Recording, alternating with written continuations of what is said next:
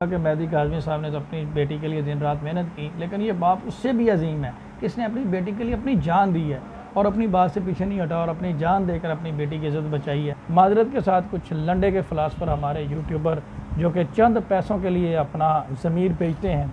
अस्सलाम वालेकुम, फ़याज़ रामे आप लोगों से मुखातिब है और उम्मीद है आप सब लोग ठीक होंगे और शुक्र अल्हम्दुलिल्लाह मैं भी ठीक हूँ। बात करेंगे हिजाब ज़ारा के हवाले से और मेरे साथ मौजूद हैं फैसल भाई जो कि हिजाब ज़ारा के हकीकी भाई हैं और रियाज साजिद साहब के हकीकी बेटे हैं।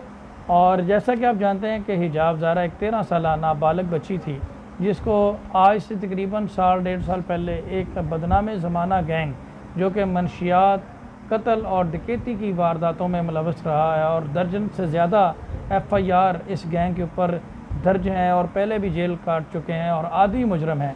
उन्होंने इस बच्ची को अगवा कर लिया था, जिस बच्ची को बाजियाब करवाने के लिए इस बच्ची के वालिद ने मोहतरम रियाज साजिद साहब ने जो कि अब इस दुनिया में नहीं रहे, एक मुकदमा दर्ज करवाया अगवा का और जिसको उस मुकदमे को परसू करने के लिए बच्ची के वालिद ने, हिजाब ज़ारा के वालिद ने सुप्रीम कोर्ट तक जिद्दोजहद की और अपनी बच्ची को बाजियाब करवाने के लिए कोई कसर ना छोड़ी। और सुप्रीम कोर्ट ने भी इस बात को तस्लीम किया कि बच्ची के नादरा रिकॉर्ड और दीगर डॉक्यूमेंट्स के मुताबिक जो है वो बच्ची माइनर है, नाबालिग है। और लेकिन मुल्ज़मान इतने क्लेवर और इतने शायर थे, उन्होंने बच्ची को अगवा करने के बाद फ़ौरन से 164 का बयान करवा के एक तरफ़ा कार्रवाई करते हुए FIR खारिज करवा ली हुई थी। बाद अज़ां बच्ची के वालिद ने एक इस्तगासा प्राइवेट डायरेक्ट कंप्लेंट फ़ाइल की चाइल्ड रेस्ट्रेंट मैरिज एक्ट के तहत और पाकिस्तान पीनल कोड की दफ़ात अगवा और रेप के तहत, ताकि मुल्ज़मान को सज़ा करवाई जाए। जब ये इस्तगासा फ़ाइल हुआ तो मुल्ज़मान ने एक नई चाल चली और बच्ची के वालिद को सुलह की ऑफ़र दी और सुलह के बहाने घर बुलाकर बच्ची के वालिद को बच्ची के सामने, 13 साल बच्ची के सामने और उसके हकीकी भाई फैसल के सामने कत्ल कर दिया। और कत्ल करने के बाद बच्ची जो थी वो उसको भी कत्ल करने की पूरी कोशिश की गई, जो कि अपनी जान बचाकर अपने हकीकी भाई और अपनी वालदा के साथ वहाँ से किसी तरीके फ़रार होने में कामयाब होगी और अपने वालदैन के साथ आ गई। बाद अज़ां मुल्ज़मान, चूँकि मैंने आपको बताया कि आदी मुजरम है, उन्होंने एक FIR बच्ची के अगवा की करवा दी, बच्ची के वालदा, बच्ची के चाचों और बच्ची के भाई के ऊपर। और उसमें क्लेम ये किया गया कि जनाब ये हमने कोर्ट मैरिज की थी और ये हमारी बीवी है। बच्ची के एक जबरी खामद की, एक जाली और जबरी खामद की जानिब से ये एक FIR करवाई गई। और इसमें माजरत के साथ कुछ लंडे के फ़िलासफ़र हमारे यूट्यूबर जो कि चंद पैसों के लिए अपना ज़मीर बेचते हैं, उन्होंने इस बात का बड़ा जनाब चर्चा भी किया कि बच्ची की वालदा जो है वो उसने अगवा कर लिया है बच्ची को और जनाब बच्ची जो है वो उसको कत्ल कर दिया गया है। इस हवाले से आपको अपडेट करने जा रहे हैं। मैं आपको बताने जा रहा हूँ कि बिलाखिरकार ये मामला हाई कोर्ट में चला और बच्ची को अल्हम्दुलिल्लाह हाई कोर्ट ने नाबालिग करार देते हुए उस FIR की मौजूदगी में बच्ची को ये साबित हुआ कि वो FIR झूठी है और बच्ची की कस्टडी परमानेंटली तौर पे वालिदैन के वालदा के हवाले कर दी है। और अब बच्ची हमेशा के लिए वालदा के हिजाब ज़ारा अपनी वालदा के साथ रहेगी। उसके भाई मेरे साथ मौजूद हैं। फैसल भाई क्या हाल है? ठीक है अल्हम्दुलिल्लाह भाई, बिल्कुल ठीक ठाक। अच्छा फैसल भाई, आप थोड़ा बताएंगे कि आपके वालिद को किस तरह सुलह करने के बहाने वहाँ पे बुलाया गया और कत्ल किया गया और किस तरीके से ये एक जाली FIR करवाई गई और क्या क्या इल्ज़ामात आपके ऊपर लगाए गए? जिस वक्त हमने 491 की रेड दायर की थी हाई कोर्ट के अंदर ना, जी जी, तो मुल्ज़िम के भाइयों ने फ़ोन किया था मेरे चाचू को जी कि आप आएँ, हम आपके साथ सुलह करते हैं। और बहल कुरान के ऊपर ये कहा था उन्होंने कि हम सुलह करते हैं, आप आएँ और डिस्कस करते हैं बैठ के, आप मेहरबानी करें 491 की रेट उठा लें। सही। तो जब एक चीज़ कुरान बीच में आ गई थी तो हमें इतबार करना पड़ा कि चलें ठीक है। ये तब की बात है जब आप सुप्रीम कोर्ट गए? जब आप सुप्रीम कोर्ट के बाद की बात है। जी जी। तो उस वक्त सर चाचू वगैरह आए इधर सुप्रीम कोर्ट, इधर लाहौर हाई कोर्ट में, वहाँ से हमने रेट उठाई और इनके साथ बातचीत की, लेकिन ये बिल्कुल मुकर गए साफ। और वहाँ हमारी काफ़ी सारी लड़ाई हुई इनके साथ। तो फिर मामला कुछ गैप आ गया अंदर। तो उसके बाद ईद करीब थी, ईद करीब की वजह से उन्होंने कहा कि आप आ जाएं, बैठ के इस मसले का हल निकालते हैं। दोबारा बुलाया? दोबारा बुलाया। तो बैठ के इस मसले का हल निकालते हैं। बच्ची भी रोती रहती है तो यार आप, तो उस वक्त अब्बू भी ईद की वजह से काफ़ी सारे डिस्टर्ब थे। तो मैं, चाचू, अम्मी और अबू चले गए। मतलब अबू और अम्मी पहले चले गए थे, फिर हम थोड़ी देर बाद गए थे। मतलब जैसा कि उन्होंने कहा कि बातचीत हो गई, आप आ जाएं।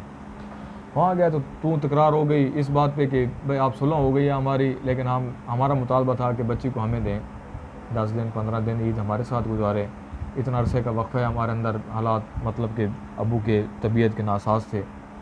तो उन्होंने कहा कि नहीं बच्ची हम आपको नहीं देंगे, बच्ची यहीं रहेगी, सुलह हमारी आप हो गई, आप आएँ मिलें, ये वो जिस तरह एक कहानी होती है। तो वहाँ से तू तकरार हुई। जब हम बाहर वापस जाने लगे थे तो उन्होंने पीछे से फायर खोल दिया जाते हुए पीछे से फायर किया। आपके अबू की वो आप मेडिकल रिपोर्ट देखें ना, पीछे से फायर लगे, तीनों फायर पीछे से लगे हैं। तो मुलजिमों ने कहा कि जी ये ज़बरदस्ती आए थे, 10-15 लोग आए थे और ये लेके वो तो सारी झूठी कहानी है ना, वो तो पोस्टमार्टम, वो तो मैं आता हूँ उस तरफ भी, वो पोस्टमार्टम में भी आ गया और सारा उसमें फिर ये बच्ची जो है ये अपनी जान बचा के आपके साथ आ गई। अच्छा, उसके बाद फिर कुछ लोगों ने इल्ज़ाम लगाया कि जनाब आपने बच्ची की टांग में पता नहीं कि गोली मार दी है या क्या कर दिया, तो इसमें कोई हकीकत है? फयाज भाई वो कौन सी गोली थी कि 5 दिन बाद हमने 164 का बयान कराया, उसने मोअज़्ज़िज़ अदलिया के सामने आके उसने बयान दिया, ठीक ठाक उसने बयान दिया। कौन सी ऐसी गोली टांग में लगती है जो 3 से 4 दिन के अंदर बिल्कुल ठीक हो के, और वो बयान भी दे रहे थे 164 का। देखें, मुझे तो ये सारी हकीकत का पता है फैसल भाई, जैसे आपने बताया, क्योंकि मैं सारी ये जुडिशल प्रोसीडिंग में ख़ुद भी इस चीज़ का हिस्सा रहा हूँ और आपकी सारी चीज़ें देखता रहा हूँ। और बहुत ही अफसोस की बात है, ये जो 2 टके के यूट्यूबर हैं जो कि चंद पैसों की खातर अपना ज़मीर बेचते हैं और इस बात को बुलाया गया जी बच्ची को फायर लग गया, पकड़ेगा सर ऐसे यूट्यूबर्स को, कोई मसला नहीं, बच्ची को जी फायर लग गया। और बाद बच्ची ने फिर 164 का बयान दिया जिसमें उसने ये क्लियर कट बताया कि वो अपनी आज़ादाना मर्ज़ी के साथ अपनी वालदा के साथ आई और उस बच्ची को, उसके वालिद को इन मुल्ज़मान ने कत्ल किया। अदालत के सामने उसने 164 का बयान दिया। बाद इन मुल्ज़मान ने लाहौर हाई कोर्ट में एक रिट पिटीशन फाइल की, मैं आपको बताता चलूँ, ब्लैकमेल करने के लिए कि जी हमारी बीवी को अगवा करके अपनी कस्टडी में हमसे जबरन रखा हुआ है, जिस पे मोअज़्ज़ज़ जस्टिस आलिया नीलम साहिबा ने DPO की मौजूदगी में इस बच्ची को तलब किया और बच्ची के वालिदैन को चूँकि पता था कि वो हक पर हैं और उन्होंने बच्ची को अदालत के पहली कॉल के ऊपर पेश किया। आपने हाई कोर्ट, मैं ये थोड़ी सी आपके वो करूँ कि झूठी यूट्यूबर ने कहा था कि ये इतने दिनों से ये फ़रार थे, ये भागे हुए थे, आदिलिया नीलम जज बुलाती रही, ये इतने दिनों से नहीं आए, ये पहली पेशी पे क्यों नहीं आई। तो मैं क्लियर करना चाहूँ कि इन्होंने 16 तारीख को हमारी पहली डेट थी और 18 को हम पेश हुए थे। बिल्कुल सर, 16 तारीख को हमारी डेट थी। उस वक्त मतलब कि वालदा का एक्सीडेंट हुआ था, वो मैंने आपको जेन्युइन एक केस रिपोर्ट वो सब कुछ वो दिखाया था, वीडियो भी साथ दिखाई थी। 16 तारीख को हम पेश नहीं हो सके। 17 तारीख को SHO के साथ आए थे जब, तो वो आलिया नीलम साहब थी नहीं।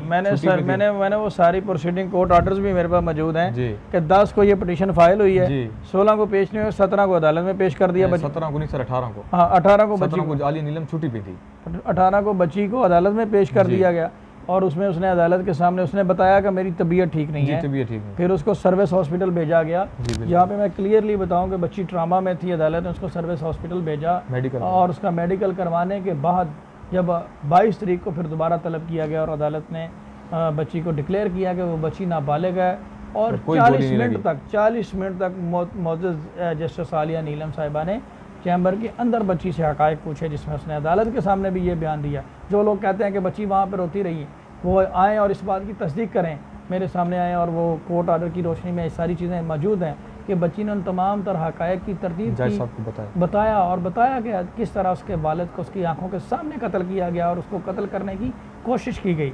इन तमाम तर चीज़ों को देखते हुए मोअज़्ज़ज़ जस्टिस आलिया नीलम साहब ने हमारी सदा को कबूल करते हुए इनकी रिट पिटीशन जो है वो उसी में इनके अगेंस्ट फ़ैसला किया और बच्ची को वालिदैन के अगेंस्ट वालदा के साथ भेज दिया और 40,000 रुपये इनको जुर्माना भी लाहौर हाई कोर्ट की जानिब से भरना पड़ा है।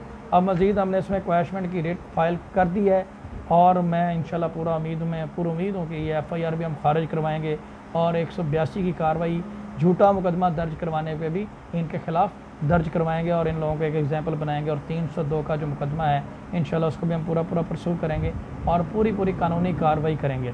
अच्छा, इसमें मेरा लास्ट सवाल है आपसे जो कि मेरी ज़ात से रिलेटेड है फैसल भाई। बहुत सारे लोगों ने कहा कि जी शायद पता नहीं हमने क्या इसमें किया, तो आप अभी तक जो कारकर्दगी है रही है, जो अभी क्वैशमेंट जो फाइल हुई है इसमें, इस हवाले से आप मेरी कारकर्दगी, मेरा ये सवाल पूछना नहीं बनता था, लेकिन कुछ यूट्यूबर जो हैं वो आपको पता है कि वो उसमें एक प्रोपोगंडा करते रहते हैं, तो उस हवाले से आप सेटिस्फाइड हैं?